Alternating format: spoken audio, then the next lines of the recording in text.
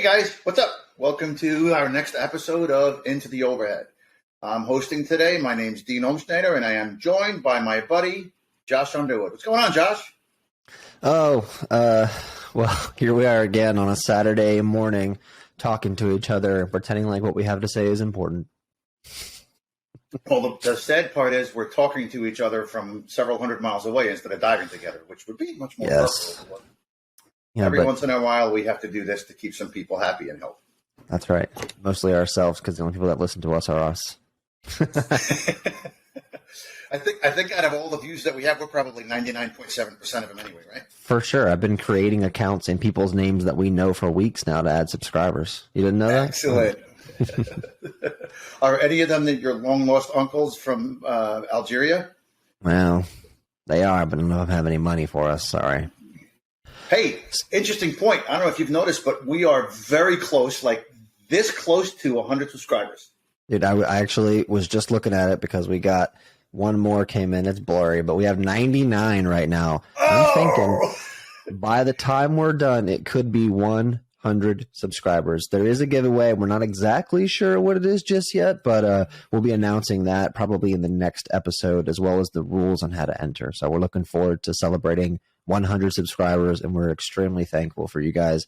I mean, man, we've got 3 episodes out, and we're sitting right at 100 subs, and it's been, like a week and a half? This is week and a half the most, yeah. Yeah, super insane. We're super grateful for everything. So, but, we want to say thanks to you guys, because without you, I mean, it would literally just be us sitting here talking to each other. Yep, absolutely. So cool.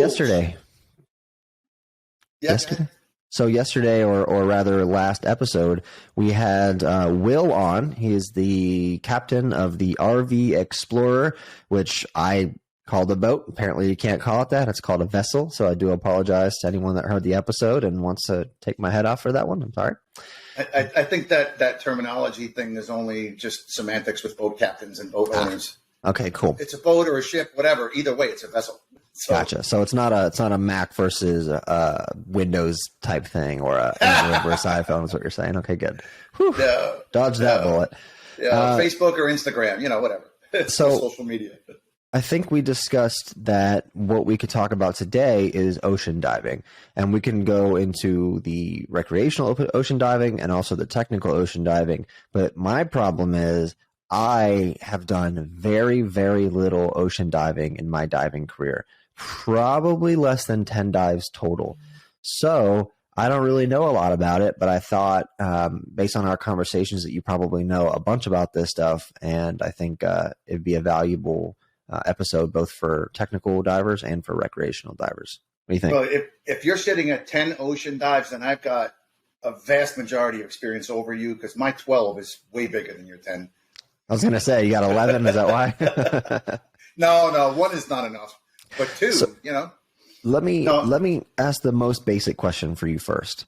Yeah, Why ocean dive? I know why I cave dive. Why would someone ocean dive? That's specific to each individual, I would think. I can't list every possible answer because I don't know them all. But what are some of the reasons? Spearfishing. Hopefully not just for fun, hopefully for food, because any kind of hunting would be a waste if you're just doing it for fun. In my opinion, not the best thing to do. So hunting, food, whatever, that's fine. Gathering, you're not supposed to gather stuff, but lobster hunting, lobster gathering, it all depends. That's more for the food aspect. History, going down and seeing some artificial reefs or natural wrecks that just, they tell stories. They really, really, really do. People like Becky Shaw, I'm sure a lot of people listening have heard of her. She goes and she shoots some awesome photos and videos of these historic wrecks that have been down for decades or even, 100 years, 200 years plus. There are guys like Will mentioned last night, Richie Kohler. They're out doing and trying to discover wrecks. And there's so many wrecks out there that haven't even been discovered yet. So that's another one. Just for the seeing fun fish. of it. What's that? Seeing fish. You forgot that one. Seeing fish is another one.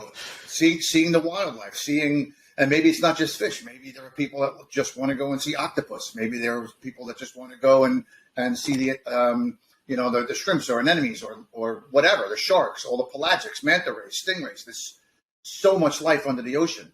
I mean, it's a huge, vast majority of the planet is covered by water, mostly salt. And I mean, the ocean life and sea life is just fantastic. So you said you're not really a big fan of gathering. So I have a question for you, and I understand this is your personal preference or your personal opinion. I don't have an opinion on it because I don't do it. But how do you feel about the meg tooth operations? Because we believe in scuba, right? We take only pictures and leave only bubbles, take only pictures, right? So how do we feel about the meg tooth going out there and charge people money to take stuff off the ocean floor? Personal opinion, totally get it. Okay, so personal opinion, I think that there have been so many aspects of so many different businesses and many different industries that have been completely and totally fueled by money. Of course. Dollar, right? Of course, yep. For instance, lionfish hunting. Hey, let's go kill all the lionfish. They're invasive here. They're destroying our reefs. Let's kill them all. Get rid of them all. Get rid of them all. And then you have people that are going and putting habitats down so the lionfish will gather there so they can go and harvest them and sell them. So it's just for the monetary aspect. Why would someone hunt lionfish? Again, not an ocean person. What's the value in a lionfish? I don't know it. Depends on who you're looking to sell to, but the value is definitely dollars. They are invasive. My opinion, they are the most tasty, and they are, in fact, they are the healthiest whitefish you can eat. So you can eat them. That was what I was trying to ask, I guess, is why kill them? I mean, are you just selling them to the state, or it's like in Virginia, if you were to kill I think it's a wolf. I don't remember if it's a wolf or a coyote, but the state would give you a bounty. I didn't know if that's what you're talking about, if you can actually eat the fish, or maybe. It's more of the overpopulation thing. So if you're actually sending to, because I think someone mentioned on the last episode, cutting the tails off and sending them to the state, and that's just for eradication. That's just because you're helping to get rid of them. The state wants to preserve the reefs and the sea life that we have on the reefs now because they're beautiful. And lionfish will eat anything. They are massive carnivores, and they will gouge until literally they're exploding with food. They've actually found baby lionfish in the stomachs of other lionfish. Jeez. So they'll eat anything. Dog eat dog. Literally world. Anything. Pretty much. Or lion eat lion. Yeah. If it fits in their mouth, they'll eat it. Wow. So they decimate the local reefs. They're from the Indo-Pacific, which is different temperature, different environment. They have natural predators there. Because of the temperature difference, they only get to around 12 inches around there, maybe a little bit bigger, a little bit smaller. Here, I think the record in the Gulf is just under 19 or 20 inches. So they get significantly larger here. Because they have no natural predators, basically. I mean, I know we're not marine biologists, by the way, so if we say something that's a little wrong, sorry, guys. It's just our understanding. Just going off our personal experience and exposure. Yeah. Wow. So, but they're delicious. So you can sell them whole, from what I've heard, and I don't do this, but I've heard that people will pay you $5 per fish, as is, not even cleaned. Or if you clean them, I think you can get like $9 to $11 a pound for the fillets. So I, again, not an ocean guy. As I understand it, there are seasons for certain, like certain types of fish, and there's only so many fish you can bring up. Is that a thing with lionfish? It's certain times of the year. You can only have 100 fish. There are no seasons. There are no limitations. There's no regulation whatsoever. The biggest thing you'll find is that if you get on a charter boat, some of the boats and the captains don't want to offend some passengers who are, pacifists or animal lovers, and they would get hurt if you're killing any animal of any kind. So that might be a thing where the boat might not want you to hunt because there's other people on the boat, but for the most part, you can hunt lionfish any time of year, any time of day, as many as you want. Done. Interesting. Very interesting. Yeah. So back to our main topic, which is ocean diving, sort of the why and the how and all that thing. What are some of the differences between ocean diving and, let's say, cave diving? Cave specifically because I know cave and not really just open water springs. Well, most people would immediately go to, hey, caves are fresh water, so the salinity is a difference. But there are saltwater caves too. You go to Mexico, and there's Oh yeah, California duh. where the fresh water and the saltwater meet. So there is saltwater caves, 100%. So the bigger differences, and again, this is very generalized because I'll say, hey, most ocean caves you have to use a boat to get to, but I'm sure there are caves that you can get to with a shore dive. Freshwater caves are generally shore dives, but like Ginny and Jackson Blue and all that. But then there are ones like Hole in the Wall and Twin and river caves where you need a boat to get. Yeah. So there's so many things that are different. There are so many things that are the same. If you're going out and doing a wreck dive, that's different than doing a cave dive. They both have overhead environments. They both have penetration.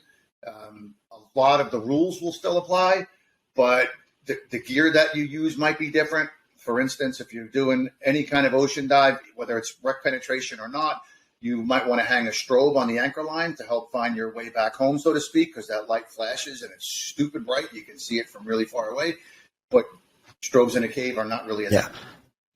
Is there a case to be made regarding whether a new diver is safer in the springs or in the ocean? And again, I don't know. So many different variables, Josh. Right. First off, how was your instructor? How was your training? Was it a good quality class? Did you take an open water class, and this is dive number 7, and your open water class consisted of 10 students with an instructor and a dive master? Yeah. Or did you have like a private class where you got one-on-one attention, where your training was stellar and everything was the best it could possibly be? Was the relationship between you and your instructor a good enough relationship where you actually listened and cared about what they said? Or maybe there was a conflict of personalities where you're just like, all right, I'm just going to go through the motions just to get my card. And, that. So there's so many things that come into play. Well, but to answer the question as generally as possible, is spring or cave diving or overhead diving safer than ocean diving? Generally, I would say no. Right out of the gate, there's concerns with oceans can have surge and flow and all that kind of stuff. They could have a lot of depth. They might have a little depth. The biggest thing with overhead diving, though, is you have that overhead environment, so you don't have a direct descent to the surface if you have to get to an unlimited supply of breathable gas as quick as possible. So talking about training here, okay? I remember when I was an AOW, which is an advanced open water diver, or I was becoming an advanced open water diver, one of the available specialties was a boat diver. Is this a justified class? Should someone who wants to dive in the ocean, who's a new diver, not worried about, tech divers that are doing overhead dives already, but someone who's a new diver, should they take a boat diver course? Again, really good, solid question for someone who's just out of open water or thinking about getting onto a boat. Agencies aren't going to like me for this. When I first started diving, there are certain classes that I did not take, that I did not pay for, because in my opinion, the money spent on a class might be better spent on gear that you could use on that dive, provided you have a mentor or someone that you trust implicitly that dives that particular type of dive all the time. So when I first got open water certified, I did not take a boat diver course, but I did have someone. I will say his first name is Craig. He was kind of like the guy that really helped get me started in tech diving. He helped me, thread my first backplate and wing, all that kind of stuff. So he basically said, okay, you're going on a boat dive. Here's the ins and outs. And I don't even honestly remember if he went with me. But he gave me the lowdown and okay, here's what you do, here's what you don't do, all that kind of stuff. And for certain classes, I think I did not take the boat diver course because my instructor taught me something very important about boat diving, and I'm going to share it with you and the audience, all right? And the wisdom that he gave me was, why do divers roll backwards out of the boat? Because if we rolled forward, we would still be. We had the same instructor. Awesome, man. That's great. I'm surprised he knew that one. My face is all red from my dad jokes. Well, no one told me that. I found that out by trial. You tried the forward roll, didn't work out for you. Oh man. I mean, So actually, as I understand it, one of the reasons that we teach the giant stride in your open water class is because that is the preferred entry method off of the back of a dive boat. It's the giant stride method. No? Yes? What do you think? Well, where else would you giant there stride? are certain boats that don't have access to get to the back. Certain boats don't have a platform on the back. It depends on the boat and the captain. So the general question, hey, what's the safest way to get in the water off of a boat? Or what's the best way? And any way that's safe and effective for you. So giant stride is acceptable. Sitting on the edge and rolling backwards is acceptable. I've actually done giant strides off the side of a liveaboard, which was 5 or 6 feet above the water level. Sometimes I'll actually do that, and I'll actually fall backwards, kind of like a backwards nesty plunge, making sure that I got a little bit of a bend in my hips so my butt hits, and it really all depends. Sounds scary. I don't like heights. General rule of thumb: do what the boat crew tells you. For sure. Yeah, I think we touched on that on the episode we did with Will, where we said, he was talking about, if you guys didn't hear the episode, go back and watch it. He was talking about giving some instructions to an injured diver about not opening their eyes, and they kind of did it anyway because they were sure they were okay. And while they did end up being okay, you should always remember that the ultimate authority on the boat is the captain. So, if they ask you to do something, you should definitely do it. But provided it's not going to put you into of course danger. So but they would asterisk there on the I'm drawing a star. It doesn't really look like it. So we talked about boat diving a little bit, and that's interesting because the boats can be on the surface or they can be underwater, which are wrecks. I have never, not once, seen a wreck in my entire diving career, and I've got over 1,000 dives. So that's a shame. I'll tell you a quick story. I wanted to do a wreck dive. Okay. So me and a buddy of mine, we weren't going to penetrate or anything. Me and a buddy of mine went down to Boynton Beach, and there's an inlet in there. And we rented a little like a bay boat type thing that's really only good for the intracoastal or intercoastal, intracoastal. Anyways, we got this little boat, and the guy saw us pulling our tanks out of the car and putting it onto the boat. And he's like, "Hey, are you guys gonna go out into the ocean and try to dive?" And I was like, "Yeah, man." He's like, "Dude, this boat is not made for going through the inlet. You're welcome to try, but it looks like the waves are about 3 feet today." And I was like, "Dude, I'm good. I'm a scuba diver. It'll be fine." I did make it out of the inlet, but I was maybe 100 yards out of the inlet before I hit a wave that kind of made us airborne. Scared the piss out of me. I turned around, drove that thing straight back, and returned it. I said, "Keep the $400," and I went home and I never tried it again. So yeah, I've never done any kind of wreck diving. I'd probably be interested in trying it, but it's just not something that I've had time to do, I guess, because I've told you, I think I've told some other people, but maybe not on here. The reason, and a lot of people think that I don't like salt is the reason I don't ocean dive. The reason I don't ocean dive is because I hate to be on a boat where if I feel like crappy or whatever and I want to like go home for whatever reason, I can't just be like, "Hey, we got to go." I would feel terrible because other people paid to be on the boat. So call it selfish. Maybe that is what it is. I don't know. But I would only do it on a friend's boat or a boat where if I said I wanted to leave, we would be leaving. That's just me. Anyways, wreck diving. Go ahead. And there's nothing wrong with that, and that's a great way to think about it. You don't want to be stuck in a position where you're uncomfortable. No one ever should dive above their training comfort or gear, right? And you also don't want to be.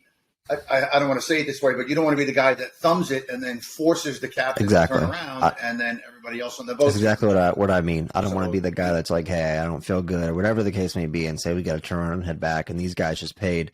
When I was doing boat dives, it was like $60 for a 2-tank dive. So this was 2016 when I did my last one. So, I mean, now just hearing about the prices for nautical divers up there in Jacksonville, I mean, you're talking $150, $250 per person, and then you got to call the dive. That'd be terrible. I'd feel terrible. Yeah. And the difference is, 2016 was not that long ago. It was only 6 years ago. $60 for a 2-tank boat ride is more than likely on, what a lot of people would consider one of the big cattle boats where they put 20 or 24 divers on a boat and they'll go and do 30-foot. That's what we did. And, that's pretty much it. Yeah. Because boats like that, actually any boat, you really should be catering to the least experienced diver, right? You can't take even a 6-pack with someone who's just got, dive 6 yesterday. So they're doing dive 7 today. You can't take them to the Oriskany with 5 other people, going down to the flight deck at 150 feet. That's just silly. So the big cattle boats, that big of a crowd, when you have to cater to the least experienced diver, you're going to end up with, fairly mundane and very simple. I mean, they were still cool. It was down in Boynton and it was off the Loggerhead. So shout out Loggerhead. Yep. I think it was a reef drift dive. I didn't know enough about the stuff back then to know for sure, but I do remember we had the instructor who had his little buoy thing, and we weren't really swimming so much as we were just kind of finning to stay stable, if you will, and then we ended up getting picked up by the boat. So it was still cool, just not really my thing. I don't want to say there wasn't anything to see, because then you would just say, well, what's there to see in caves? It's just all wet rocks. But I don't know, man. It's never been my thing. There's a couple more things to see in caves than wet rocks. There's like wet silt. That's and wet true. clay and sometimes dry rocks if you find an air pocket. An air bell, yeah. And the reflection pool at the top of that, or the bottom of that air bell, they're pretty cool. It's eels and, every once in a while some catfish and albino crawfish and albino crayfish or salamanders. Albino salamanders. I haven't seen one of those yet, but you promised you'd show me. I like, speaking of reflections, I like going through the chute at Peacock 1. It is the Peanut line, technically. Going through the chute where you've got that air pocket there, and you just take your video light and you shine it straight up, and it like puts rays down on the floors and stuff as if it was like sunshine. Super cool, super beautiful. We'll have to get some shots of that so we can show it to our listeners / viewers, I guess, because you can't show it to listeners specifically. So if you like reflection pools, then when you come up here in a couple of weeks and we dive in JB, dude, there's one that can be, obviously it depends on how much traffic has been there, within the past 24 to 40 hours, but it can be probably, upwards of maybe 30 feet long and 7 or 8 feet wide. It's a nice, big, beautiful reflection super pool cool. So wreck diving, are you a wreck instructor? Is that okay, so talk to me about if I'm an open water diver and let's say I've taken my advanced class and I'm interested in going into wreck diving. What kind of equipment do I need? What are the differences? What are the hazards in wreck diving, and maybe even compared to cave diving? They're both overheads. That's as far as my knowledge goes. Yeah. So, and there's a difference between an artificial wreck or an artificial reef and an actual wreck, right? Artificial reefs, there's tons of money. I think the Oriskany was like a couple $1 million spent just to prepare it and clean it so they could sink it. And it wouldn't have things in it that would then damage the environment around it, right? So like the wiring comes out, they have to clean it, degrease it, like everything. Natural wrecks, they can't really do that. They're already down there. They're not going to bring them back up. Question, with artificial reefs, do they cut extra like exits and stuff, or does it just stay with the ones that are already there? No, okay. I was going to get that. Yeah, there's usually lots of holes put depending on the size of the ship. There's lots of holes that they cut into it for easier access, for more access, easier, safer exits. The more openings that you have, if you come in one side, if you can see daylight, it's considered a swim through, and they're just inherently safer. With a cave, it's a little bit more, or it can be a little bit more dangerous because the availability of additional exits is not as common. It's not as frequent unless you're in Mexico. They're kind of all over the place, but still not as planned and prepared for as. Is the Grand Traverse considered a swim through? Yeah, you got to swim for a hell of a lot of passage to get to the other side. So what Josh just referenced, the Grand Traverse is a dive specifically at West Skiles State Park. in Live Oak, Florida, or Peacock Springs State Park. You basically go in Peacock and come out Orange Grove, or vice versa. For anybody who doesn't know much about overhead environment diving, a traverse is a 2-dive scenario. You should not just try to go in one hole and go out the other hole, unless you can get there all the way completely without. Sounds like you're foreshadowing a future episode. So, I think that sounds like a deep dive. I'm all about it. Although that dive's not that deep. It's about 4,600 feet. So that's quite a swim through if we were going to classify it as that, which we're not. Mm-hmm. Of course, for the cave divers listening, I was just kidding. I know it's not a swim through. You can't see light. I can see the sarcasm. Well, good. At least somebody can. So back to Rex. What kind of equipment do I need? Can you single tank back mount? Your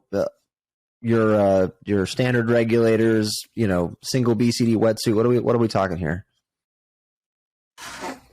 So let's talk about standard regulators first, because that's a very iffy and tricky subject, right? What's a standard regulator? With my I don't want to name brands because I don't want to be that guy, but with my $500 regulator set, should I be penetrating Rex? Is that okay? And I'm genuinely asking. I'm not trying to lead you to say yes or no, because I don't know. Define penetration. Swim through a wreck. Going into an overhead at all. A swim through that's only 20 or 30 feet. Again, big things. Your comfort level, your training level, your gear. If it's going to work at the depth that the wreck is at, just the fact that there's an overhead environment you're going to swim through for 30 feet is not going to affect the wreck, or it should not. I mean, is it possible that some particulate or some rust could settle down and get into your rig and have it malfunction? Absolutely.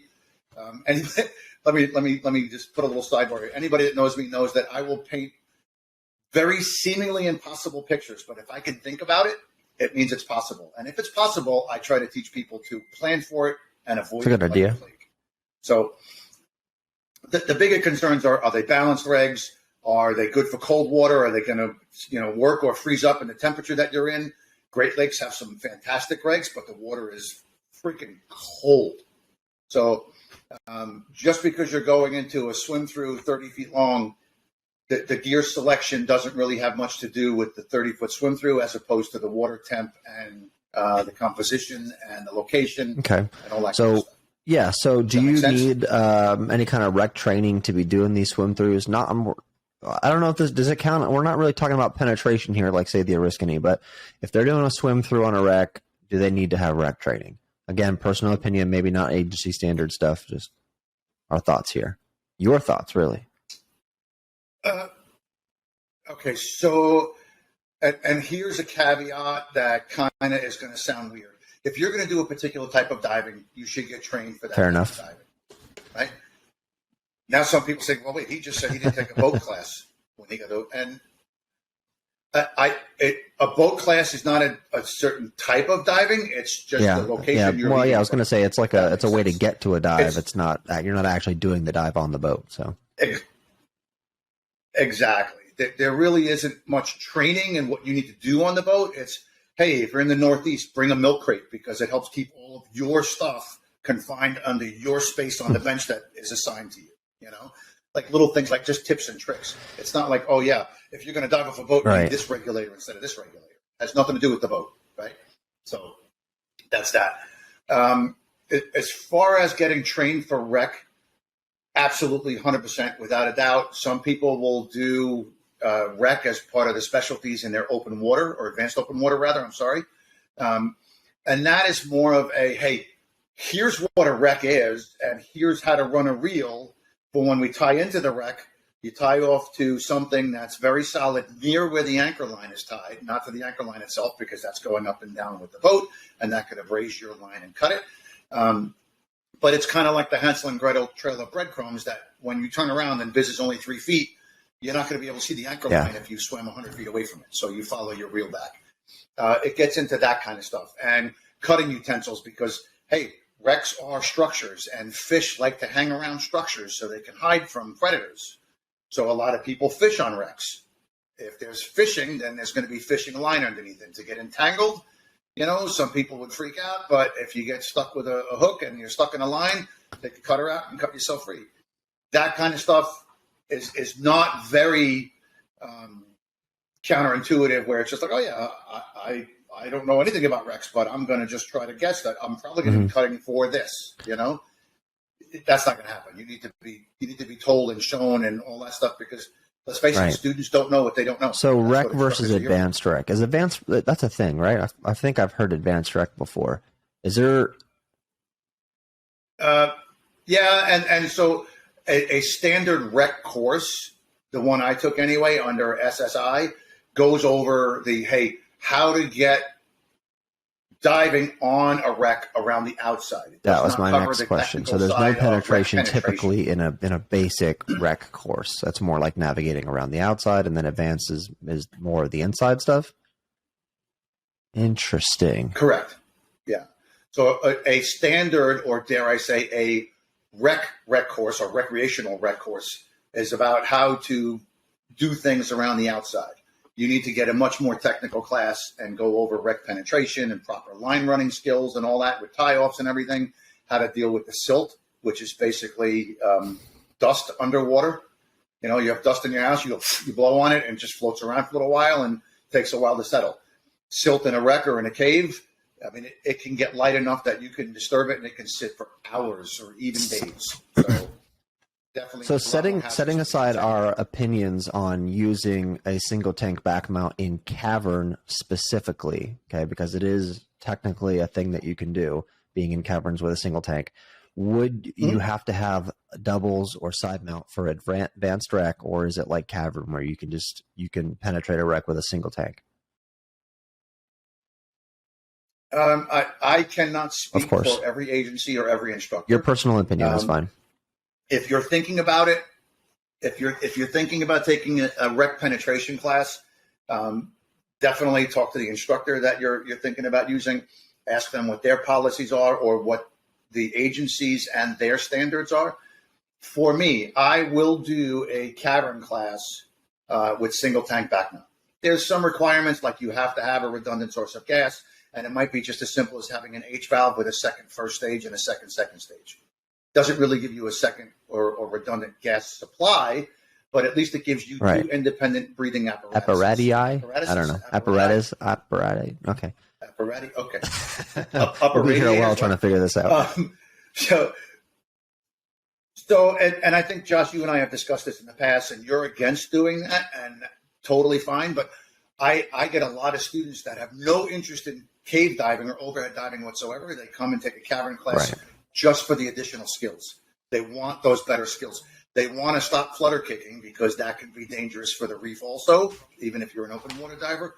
Frog kicking is a much better propulsion technique to use. So they'll come for that. They'll come for the extra skills. I do, however, think that anything beyond the daylight zone, intro to cave or full cave, or even wreck penetration at any level, you should definitely have a completely. So I did just, while we were talking about this, look up the requirements for advanced wreck diver, and it does actually say primary cylinders with a dual outlet single tank, independent doubles, or doubles with isolation manifold. So it does seem to me that an H valve on a single tank qualifies for advanced wreck, which is interesting. I don't have an opinion on it because I don't do it. It's probably just the agency standards. There are instructors that will allow it or not allow it, right? So just because an agency says that it's okay doesn't mean that every instructor is going to listen to that.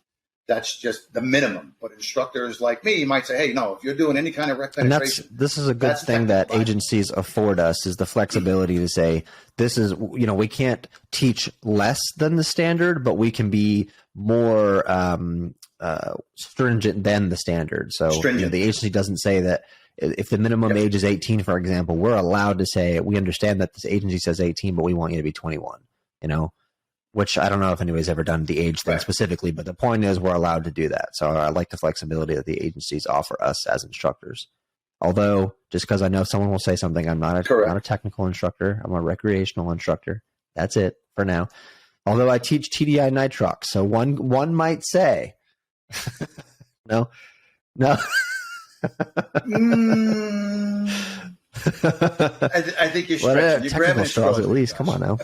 So ocean diving. We've talked. We sort of talked about reefs. I want to touch some more on reefs, and I heard you talking about getting your skills together via the cavern class and why that's important for silt. But I have no doubt that's also important for reefs, and I think you could touch on that. And then I want to talk about ledges. So let's zero in on the reefs, though. Okay, so one of my dive as ifs, hashtag dive as if. Dive as if, I tell my students, dive as if you're always in a cave, right? Why do I tell them that? Because cave diving demands stricter practices, right? They demand tighter skills. They demand a much more controlled level of buoyancy, trim, and propulsion, right? Why? Because if you're a little bit out of trim and you're kicking, then you're sending force towards the floor, which can disturb the silt. Same exact thing in a wreck. Okay, there's not really silt on a reef. Good question. So I don't know. Why does that matter? Well, let's talk about that. If I'm flutter kicking off a reef and the reef is here and my head is all the way up here, my fins could be destroying things behind me that I might not even feel, soft coral or fans or thing like that. Who knows? If you're perfectly flat and your feet are above you, the lowest part of your body is your chest to your abdomen. It's going to be a lot more difficult for you to not know what's going on. Yeah, and you and I actually, we preach cave conservation when it comes to, not, I mean, there's some places, we understand there's some places where you have to pull and glide, but there's a way to pull and glide that doesn't involve damaging the cave, and the same thing goes for like scooter interactions with the cave. But the same thing happens really and applies to reefs.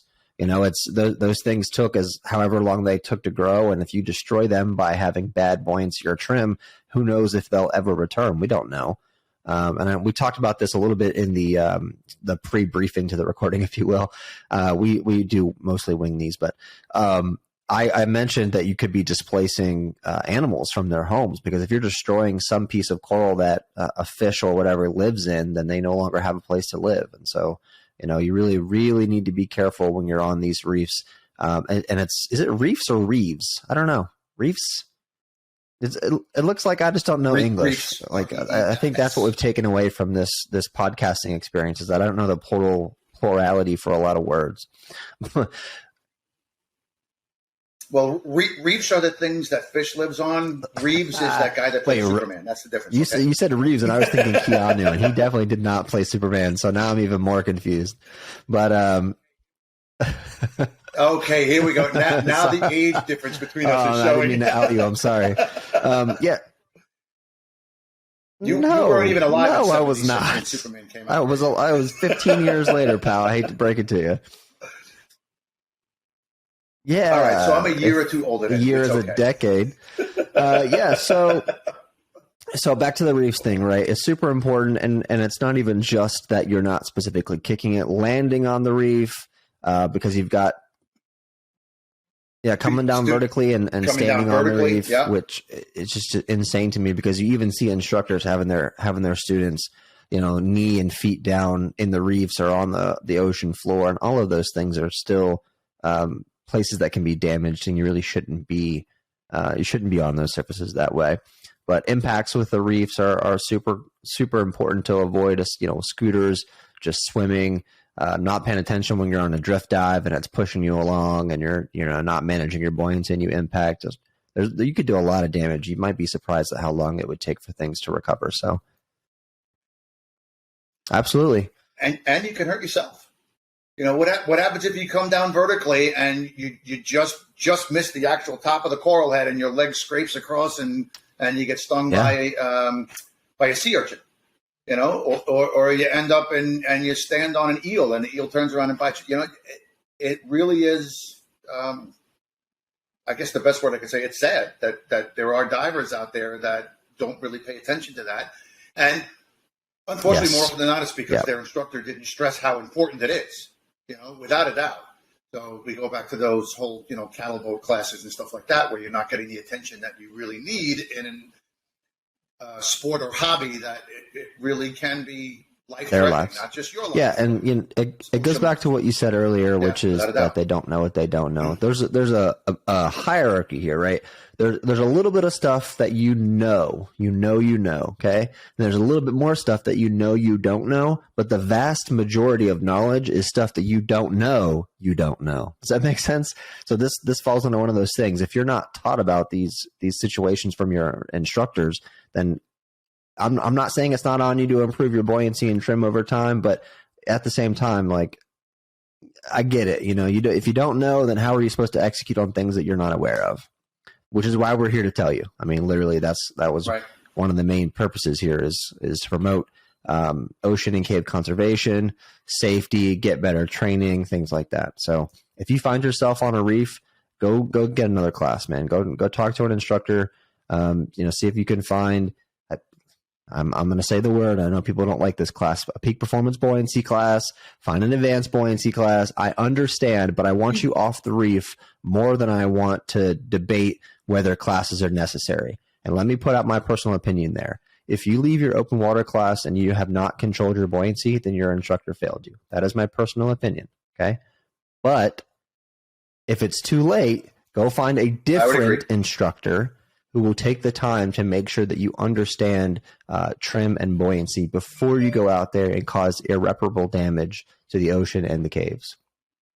Please.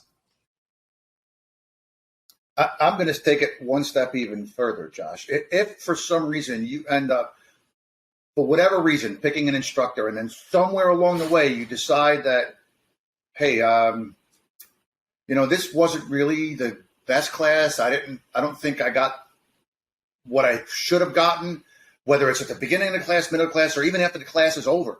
Please don't be afraid to take the class again. For a few $100 or whatever it may cost you extra, if you think that you got a poor class, I personally think it would be worth to pay for a class again if you had to make sure that you have those life-saving skills that you can practice. It's all about being safe and being careful underwater. I mean, you are literally underwater doing something that's extremely unnatural to humans, which is breathing underwater, and you're doing so from I think it's something that you don't think about too often. This is a metal tank, whether it's aluminum or steel, that's filled with thousands of PSI of pressure and gas, and you're underwater, who knows how many feet, or possibly in a cave, breathing off these things. Like, it's amazing, but it requires an amount of respect that I think is often not taught anymore. So buoyancy and trim, people, get it.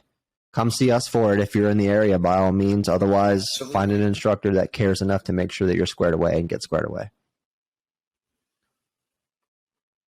Not to mention, you mentioned that the scuba tank filled with thousands of pounds of pressure, but it's also that gas is flowing through regulators that have moving mechanical functional parts and rubber hoses that degrade from ultraviolet and wear and tear and scraping and dinging. So it's not a question of if, it's a question of when something is going to fail. Right? Some of my students will tell you they've heard it from me. Diving is easy. Anybody could put a rig in their mouth and go underwater, inhale, exhale, repeat as necessary. Training is about surviving. Interesting. And I want to ask the viewers a question. I'm not going to give you the answer, and I don't think we will on this episode. But if you don't know the answer to this question, you should go get some additional training. Okay.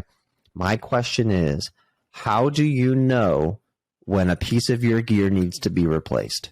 Pick any piece of gear, whether it's a hose, a regulator, a tank. How do you know when it needs to be replaced or serviced? And if you can't think about the answer to that question, then I think that you should get some training or do some research and try to learn about these things. Okay, there are signs, especially with hoses and regulators, BCDs. There's signs on all of this stuff.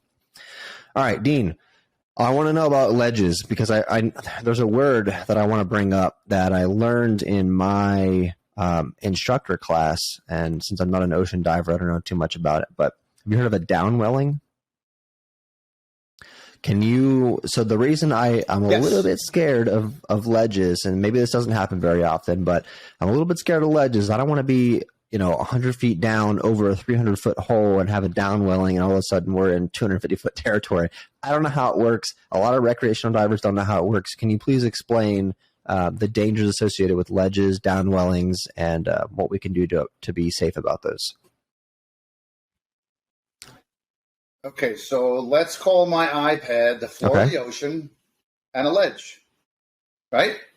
You're hanging around up here, doing your thing, swimming around on the reef, and there's not much flow here. There's not much current or surge or whatever you want to call it. There are, and it could be caused by wind directions or just current or whatever it may be. There are ledges where certain times of the day, week, month, year, whatever it may be, certain seasons, where the current will flow and then curve downward. And if you get stuck in that current, you could be swept from, let's say this is at 60 or 70 feet. The bottom of that ledge could be in the thousands of feet. Now, more often than not, it's not this straight of a drop. It's more of a very steep slope. But if you're not expecting it and you don't know how to deal with it and you don't know how to handle it, it can definitely be something that can, I hate to say it this way, it can take your life in a heartbeat. Right?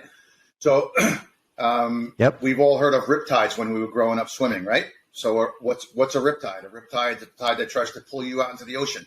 And what do they teach you about parallel. that? Don't try to swim directly into it, right? So if something's trying to pull you this way, you don't want to try to swim parallel to the shore. You want to swim on an angle. So you're not facing the full force, right? Same thing with the downwelling. If something's trying to take you down, don't try to swim. Okay, so swim across the ledge face, basically, until you find an area that's not directly in the downwelling current. I'm not going to say across the ledge face because that whole ledge probably has the same down current. You would have to kind of swim directly away from the ledge out towards the open water, which can be very frightening because all you're seeing as you swim out is nothing but blue. But if you need that visual reference and all you want to do is see that ledge that you're trying to swim up, you're swimming in the wrong direction. So, it can be very frightening. Face the other way and just swim as 45 degrees, or I'm sorry, as 90 degrees something about away the from open ocean just gives me the heebie-jeebies. I mean, looking around and seeing nothing for as far as you could possibly see. I'll stick to my caves, man. I'd rather be in the small space where I feel like I'm being hugged by the cave walls. And you know what? There are caves that have that kind of flow or current also. So what's the difference? Mentally, in my opinion, the biggest difference is the visual reference. Yep. Right? If you're in a cave, you got visual reference. You can see where you're at. You know where you're at. You could say, hey, that's where I came from. I could turn around and go that way. If you're in blue water, if you don't have a compass, by the way, critical piece of gear in any kind of ocean diving is a compass. If you don't have a compass and you're not taking headings and figuring out which way you're headed so you can figure out the reciprocal to head back, you can get lost rather easily. Getting lost in the ocean can... Right, and that's why it's critical that you get your basic navigation instruction during your open water course. Because we're not doing a whole lot of compass navigation in the caves, buddy. I just follow the beautiful yellow line. No, definitely not. I want to head north, but there's a wall that way. I was going to say, I've got my chisel. We'll make it. You cannot dig your way through the planet. Sorry. Oh man! So what's on ledges? What's the allure for diving ledges? Is it just because it is dangerous? I mean, I've never seen a ledge in my life. How close are they to shore? How close are they to shore too? Is this like a 30 miles out thing or? It depends on where you're at. There are ledges that are 30 miles out. There are ledges I've seen places where you can go, 300 feet off the beach, and it's cool and terrifying at the same time. So, it all has to do with that Big Bang stuff. Big Bang, that's a TV show, right? How the planet was formed and all that kind of fun stuff. That's way too much for even a deep dive. We'll leave that up to Nat Geo. They can watch Drain the Oceans. That might help. There actually is a series called Drain the Oceans. It's more about wrecks and areas where they'll do a whole bunch of 3D rendering using photos and videos, and then they'll graphically, drain the water out and show you what it would look like if it was. Sounds pretty cool. So speaking of deep, you want to go dive the Challenger Deep or what? You and me. Why not? Trimix? You can't do that with Trimix? No. 3,600 feet? How deep is it? 36,000 feet, I mean? 36,000. Yeah, no. I mean, you can try a mix. Let's see what the depth is for the Challenger Deep. It is 35,876 feet deep, which that's like 16 atmospheres. Come on, that's fine. Oh man, yeah, my math's good. Trust me on that one. 16 atmospheres. Uh-huh. So, folks, come on, are you gonna get on a charter boat? I'd like to take a charter boat over to the Mariana Trench. I want to try scuba diving it. Come on. Please. Into the overhead legal disclaimer. Some of the things that Josh says are silly. Oh man! So we have about 10 minutes left. So because we're already talking about atmospheres and pressure, you want to give a quick? Can you give a quick physics lesson on or instruction on depth, or do you want to? That's another deep dive episode. I think that's a whole topic in and of itself. Oh God! But I would like to ask you. Is it my shirt? Oh. What do I need to do to get you to come and dive in the ocean with me and go Buy see a a boat? wreck? Or wow. Well, then the alternative option would be to find a boat that we wouldn't feel bad if we had to turn it around. So fill it with some friends, maybe some listeners. That'd be cool. Fill it with some listeners or some friends that would not be, super bummed if I got sick and I felt like I needed to go home. So you think you're going to find people who aren't going to get upset with you? They just spent $250 to get on a boat and not do a dive? See, there's the catch-22. That's how I avoid ever having to go wreck diving with you is, I know we'll never find people that want to get on a boat and not care if I have to cancel. Well, tell me. I didn't want to say it. This is too public to be telling you this. Let me ask the question. How can I avoid getting these issues on boats, like feeling sick and woozy and what's called seasickness? How do you avoid seasickness? Oh, we talked about that a lot in the last episode, but just for those who haven't listened to it yet, if you're going on a boat dive sometime the next day or two before you get to listen to it, there's things like Dramamine. Ginger root helps. They have some patches that go behind your ear. There's probably several others. I personally use Dramamine. It comes in a small pill format. You buy a tube. They're like $1 a pill. I'll usually take one the night before, and then one the morning of, and then maybe even a third one. You can't just take it as you're getting on the boat, like 30 minutes prior, like it's a NyQuil. There's a really good chance it's not going to be effective that quickly. Now, I'm not a doctor. Your physiology is different from mine. It might work for you and might not work for me. My opinion, if I'm spending $250 on a charter fee and my gas fills and all the prep work and however many gallons of gas with gas at the prices at these days, I'm okay with spending an extra $2 or $3 on some pills to ensure that I have the best possible chance of successful. Let's talk about one last thing before we close out, because I think this is important. In freshwater, when I'm done diving, I go home, I dip my BCD and my wetsuit in some more fresh water with maybe a little bit of the BCD clean. I hang my stuff up, I'm good to go. Can you do the same with your gear after you've been in salt water? Yes or no, and why or why not? Okay, should you do the same? Physically, yes. The problem, no, you definitely should not. I mean, you could, and you should if you're okay with replacing your gear every year, every other year. So that the salt in the salt water in the ocean, that once the water evaporates, salt cannot evaporate. So the salt will stay behind on your gear. Now, if you're doing a saltwater dive and you're going in the ocean again the very next day, okay, a quick little shower might be good enough.